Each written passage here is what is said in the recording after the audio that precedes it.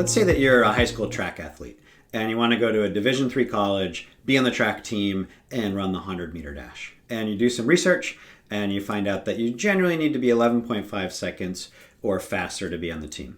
If you're 12 seconds, you're too slow, you won't be competitive. If you're 11 seconds, you'll be very competitive in that area based on the schools that you're looking at. It's very quantitative and it's very specific and it's very measurable. If you're 11.6, if you're 11.4, you're on the margin. You're trying to get a little bit faster. You're trying to tell your story. You're trying to make sure that your application glows. Now let's compare it to product management. You are also running a race and you're up against 10, 30, 50, who knows how many other people applying for that same job.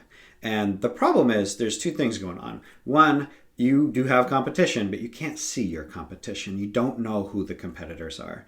And you also don't know what your time is, and you don't know what your score is. The recruiters, the hiring managers, and the hiring committees, they are rating you. They are scoring you. Sometimes it's numerical and sometimes it's not. But even when it's not, they are rating you. And there is a system for how they rate you. Every company is different, and every hiring manager is different. Every recruiter is different. But I've seen some really strong patterns working with tons of recruiters and thousands of resumes and hundreds of PM interviews and hours and hours and hours in these hiring committees across a lot of different companies on how people judge the resumes and the interviews. And so I can tell you how to rate yourself in the eyes of a hiring manager, not in your own eyes, but in the eyes of a hiring manager to understand when they look at you, are they going to call you a 12 second, an 11.5 second, or an 11 second. And based on that, then you can understand, okay, do I need to work on getting faster? Because you may actually be able to say, I'm 11.9, I can get to 11.4, I just have to do these 6 things. And it's not about the application. It's not about rewriting my LinkedIn profile and rewriting my resume. It's about getting more experience. It's about improving some really specific skills and proof points so that then I can come back and improve the storytelling, but improve the storytelling around a story that says 11.4 seconds, not a story that says 11.9 seconds. And so in this section, I'm going to help you rate yourself and then start to identify the gaps. And then I will help you close those gaps. That's the whole point of this. I see a piece of unfortunate advice very frequently, which is a prospective PM candidate sits down with somebody. It could be a career services office, or it could be a friend, or it could be somebody in the industry who isn't acutely aware of what's happening at the moment at tech companies behind the scenes. And that person looks at the resume and gives them a pat on the back, says, you're awesome, you're competitive, you should get this job. You just have to keep on doing what you're doing. You have to keep repeating, keep applying. And I'll help you change a couple words on your resume, help you change a couple words on your LinkedIn profile. But if you're running an 11.9 second 100-meter dash and just nobody will tell you that, then that's not helpful. And it's a total waste of time and you're not improving. And so my job here is to give you the honest truth and say, this is how they're going to rate you. Now you have a score. Now you can understand the best thing that somebody can do to help you if you're running an 11.9 second race is you're 11.9, you need to be 11.4. But here are the 6 things that you can do to shave down that time.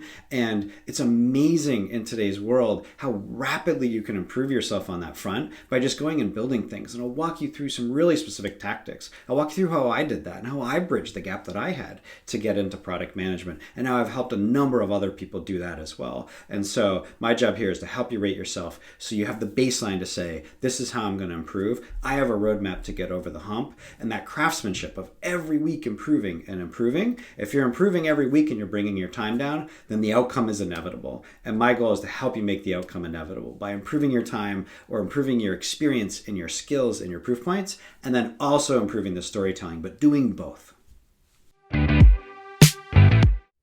First step in the algorithm that hiring managers go through to assess your score. First off, let's talk about fit. There's a difference between how closely what you've done in the past matches the role and then how well you did in that job. But first, let's just talk about fit. How closely does what you've done in the past match the job that you're applying to? There are 4 things that we look at. The first one is function. If you're applying to a product manager role, have you been a product manager before? By title and by activity, what you did in the job. Now, if you didn't have the title, the next best is PM adjacent. Things that are very similar to being a PM, and maybe you didn't have the title, but you can tell a story about how you did the PM job and built features and worked with engineers and shipped product and made important decisions. It could be in a product marketing role or a program management role or an operations role or maybe an engineering role that blended into product. And if you don't have PM adjacent, then the third best would be, have you done something where you've had exposure to customers and been on the front lines learning about the business? Or have you done something highly technical as an engineer or in another role working with the technology? Or have you done something highly analytical like being a management consultant? Or have you done something highly creative like marketing or design? Next up, industry. Have you worked for a company in the same industry before? I worked at Goldman Sachs, which was a big investment bank, and then I wanted to work at a tech startup. That was a big jump, and there's a risk if somebody's going to hire you that you don't understand the nuances or the competitors or the behavior or the culture. Big tech companies like Google and Microsoft and Amazon are different cultures than tech startups, are different cultures than banks or hotel chains, etc. Next up, customer type. Let's say you work at Expensify and you're product manager building software that helps small to medium-sized businesses better manage their money. Now that customer type, these small and mid-sized businesses, you'll actually learn a lot about them, not just in managing their money, but in how they make decisions and in their organizations and in their behaviors and how you sell things to them and how you work with them and how you roll out features. Then let's say you switch and you go to HubSpot and you're building marketing software for small to medium-sized businesses. It's the same customer type. They're the same customers maybe, but you're just working on a different problem. But that customer expertise is really valuable. So have you worked on this customer type before? And then the final one is problem type. During your career, you'll come across some general flavors of different problem types.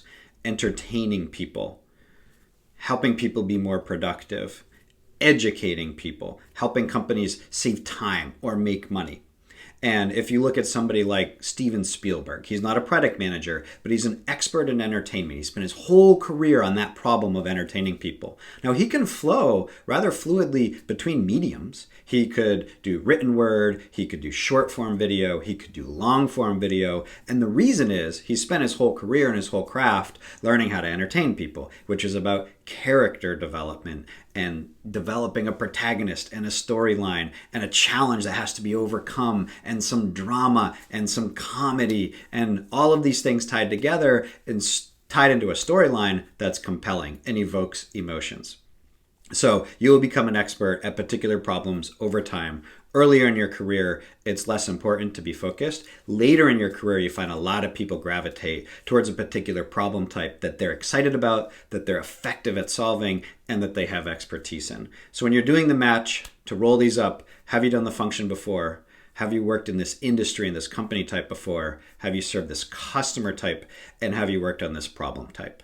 Now, in a hot jobs market, there are home runs, people that have done all four of these, and they're a perfect match on paper from what they've done in the past applied to what they would do in this role. In a hot jobs market, those people are in high demand. They are going to get a lot of offers. They may not want to move. They may get a higher salary. They may demand a lot of money. Or the company may say, hey, we're going to hire 4 people. So we'll hire 2 home runs and then we'll take a risk on 2 others. In a cold jobs market, a couple things happen. One is that there's more home runs on the street because there's more people looking for jobs. They can demand less, which means they're less picky.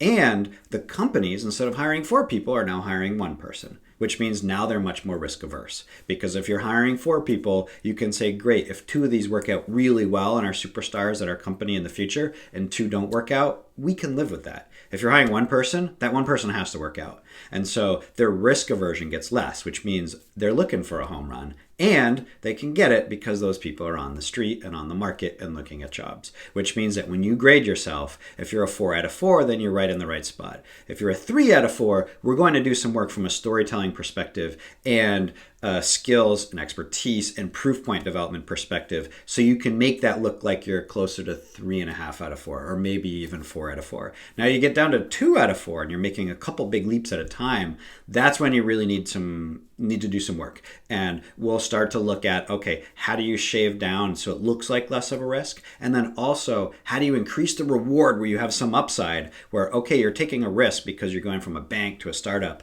but here's the upside that you're getting that you're not getting with any of these other candidates. So the risk reward is worth it because there's a lot of reward that you're not getting with those other candidates. And I will walk you through how to reduce those risks and then how to add reward so that you can glow in comparison to the other candidates, even if they are a home run, because that may be what you're competing against in this race. There's a stat in baseball called wins against replacement. And the idea is if you play 162 games a year, if you have a first baseman, you want to see how much they're contributing to the team. You look at how many wins you would get with that person on the field and how many wins you would get if you put in the next best person in that place. So if you have a starting first baseman, you win 80 games with them on the field. And if you were to rest the starting first baseman, put the backup in, and you'd still win 80 games that year, then your starter isn't worth anything. You shouldn't pay for them to be on the team. They're unnecessary. If you win 20 extra games as a result of that player being on the field because they hit home runs and they don't make errors and they drive people in and they foster a spirit of competition and camaraderie and get the whole culture of the team to improve and everybody to do better, and you win 20 more games because that person was there versus the next person, that's how you know you have a valuable person on your team. And they have a complicated way of assessing this and calculating this, but they have a number: wins against replacement. How many more games did we win because this person was on the field? Hiring managers are looking for the same thing. They don't want to know, okay, you are a first baseman. What were your job responsibilities? Well, I stood by the bag. I caught the ball. I batted. I traveled to many cities. I went to every game. They don't care. Anybody could have done that. Are you helping the team win as a result of you being there? In this section, I'll help you break down how companies are going to assess, are you driving impact? Are you providing wins against replacement? If there are 30 people vying for a job, they don't care if you can do the job. That's not the question. The question is, can you help them win more than the next best person in line? So let's see how they break it down. How do companies judge if you stand out from your peers? Number one, impact. When they look at your LinkedIn, your resume, your web presence, can they tell from where you've been if you've had an impact on the products and the companies? Did you grow the user base by 100%? Grow net promoter score from 20 to 50? Improve profitability? Maybe those are aspirational and that's okay, but make it specific. I found 3 issues with the product. I fixed them and made our customers so happy and we made more money. They're not looking for your job responsibilities. They're looking for impact. Number 2, talent bar. Have you worked at a company like a Google or an Amazon that has a known high talent bar, which means 2 things. 1, you made it through the selection criteria, and this is not a perfect proxy. It's a messy proxy, but it is a signal and a proxy for you being a high performer. And then the other thing is you've been around a lot of other high performers by being there. So you've learned from some of the best and you've grown quickly in your skills. Next up, top finishes. Have you won awards? Have you stood out? Have you competed and been number 1, number 2, number 3? It doesn't even have to be in a really specific product management related thing. It could be sports. It could be music. It could be something else that you do in your life. But winning in the past is a pretty good predictor of winning in the future because a lot of that is mindset. And then finally, bias towards action. Are you going out and making things happen? Have you started a company? Have you built a blog? Have you started an organization? Do you write long form posts on LinkedIn? That's not that hard. A couple hours today and you can make that happen. You'll stand out from 90% of your peers. And so they're looking for this. And this is an area very specifically where we can help you rapidly over the next 30 days make a big increase in your skill set and your proof points from where you are today.